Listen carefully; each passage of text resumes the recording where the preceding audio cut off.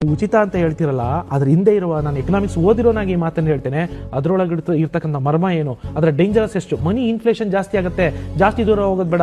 ನಮ್ಮ ಪಕ್ಕದ ರಾಜ್ಯ ಒಂದು 15-20 ವರ್ಷದ ಕೆಳಗಡೆ ಕಂಪ್ಯೂಟರ್ ಫ್ರೀ ಆಗಿ ಕೊಟ್ಟರು, ಲ್ಯಾಪ್ಟಾಪ್ ಫ್ರೀ ಆಗಿ ಕೊಟ್ಟರು, ಕಂಪ್ಯೂಟರ್ ಫ್ರೀ ಆಗಿ ಕೊಟ್ಟರು, ಅದನ್ನು ಗ್ಯಾಸು, ಸ್ಟವ್, ವಾಷಿಂಗ್ ಮಿಷಿನ್ ಎಲ್ಲವನ್ನು ಫ್ರೀ ಆಗಿ ಕೊಟ್ಟರು. 2 ಲಕ್ಷ ಕೋಟಿ ಸಾಲ ಮಾಡಬೇಕಾಯಿತು ಅವತ್ತಿನ ಸರ್ಕಾರ.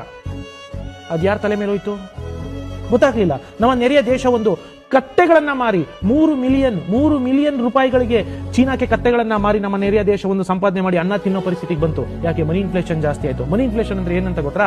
ಸಾಮಾನ್ಯವಾಗಿ ಏನಾಗುತ್ತೆ ಸಾಹೇಬ್ರೆ, ಯಾರೆಲ್ಲ ಕೂಡ ಉಚಿತ ಅಂತ ಏನು ಹೇಳ್ತಿರಲ್ಲ, ಈ ಉಚಿತವಾದ ಕೊಡುಗೆಗಳನ್ನ ಆಯಾ ದೇಶದ ಸರ್ಕಾರಗಳು ಅನೌನ್ಸ್ ಮಾಡಿಬಿಡ್ತವೆ, ಬಿಕಾಸ್ ಆಫ್ ಜನರನ್ನ ತಮ್ಮ ಹತ್ರ ಕರ್ಕೊಳ್ಳೋಕೆ. ನೀವು ಅವರಿಗೆ ಫ್ರೀಯಾಗಿ ಕೊಡ್ತಾ ಹೋಗ್ತಿದ್ದ ಹಾಗೇನೆ ಒಂದು ಕಡೆ ಮನಿ ಇನ್ಫ್ಲೇಷನ್ ಜಾಸ್ತಿ ಆಗ್ತಾ ಹೋಗುತ್ತೆ. ಯಾಕಂದ್ರೆ ಏನೂ ಕೆಲಸ ಮಾಡ್ತಿದ್ರು, ನೀವೇನ್ ಮಾಡ್ತಾ ಇದ್ರಿ? ದುಡ್ಡು ಕೊಡ್ತಾ ಇದ್ರಿ.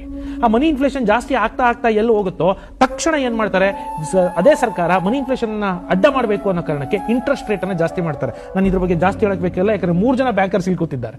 ಇಂಟ್ರೆಸ್ಟ್ ರೇಟ್ ಅನ್ನ ಏನ್ ಮಾಡ್ತಾರೆ, ನಿಮಗೆ ಜಾಸ್ತಿ ಮಾಡ್ಲಾಗ್ತದೆ. ಆ ತಕ್ಷಣ ಇಂಟ್ರೆಸ್ಟ್ ರೇಟ್ ಅನ್ನ ಜಾಸ್ತಿ ಮಾಡಿದಾಗ ಉದ್ಯಮಿಗಳು, ದೊಡ್ಡ ಎಕನಾಮಿ ಪ್ರಾಜೆಕ್ಟ್ ಗಳನ್ನ ಇಟ್ಕೊಂಡವರು ಹೊಸ ಎಕನಾಮಿ ಪ್ರಾಜೆಕ್ಟ್ಗೆ ಸಾಲ ಮಾಡಿ ಕೈ ಹಾಕ್ಲಿಕ್ಕೆ ಹೋಗಲ್ಲ. ಆಟೋಮೆಟಿಕ್ಲಿ ನಿರುದ್ಯೋಗ ಶುರುವಾಗುತ್ತೆ. ಅವಾಗೇನಾಗುತ್ತೆ, ಮತ್ತೆ ದೇಶ ಆಘಾತಕ್ಕೆ, ಅವಾಂತರಕ್ಕೆ ಸಿಗಾಕೊಳ್ಬೇಕಾಗುತ್ತೆ. ಇದಕ್ಕೆ ಬೇಕಾದಷ್ಟು ಉದಾಹರಣೆಗಳನ್ನ ನಾವು ಕೊಡ್ಬೋದು.